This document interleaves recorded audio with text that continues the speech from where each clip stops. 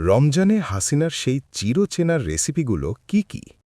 ২০২০ সালের রমজান মাসে যখন বেগুনের দাম অনেক বেশি ছিল, তখন সংসদে তিনি বলেন, বেগুন দিয়ে বেগুনি না খেয়ে অন্যান্য কম দামি সবজি দিয়ে বেগুনি খাওয়ার জন্য। আরও বলেন, মিষ্টি কুমড়া দিয়েও অনেক সুস্বাদু বেগুনি বানানো যায় এবং তারা নাকি এভাবেই খায়।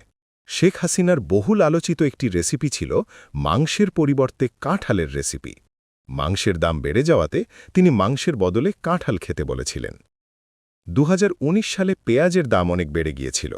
পেঁয়াজের দাম বেড়ে যাওয়া নিয়ে তাকে প্রশ্ন করা হলে তিনি বলেন, পেঁয়াজ ছাড়াও রান্না হয়।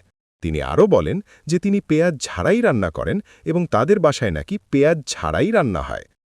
বর্ষাকালে যখন কাঁচামরিচের দাম বেড়ে গিয়েছিল তখন তিনি বলেছিলেন, কাঁচামরিচ যখন সস্তায় পাওয়া যায় তখন সেগুলোকে শুকিয়ে রেখে দেন, বর্ষাকালে যখন কাঁচামরিচের দাম বেড়ে যাবে তখন সেই শুকনা মরিচের পানি ছিটিয়ে দিলেই নাকি সেগুলো আবার কাঁচামরিচ হয়ে যাবে।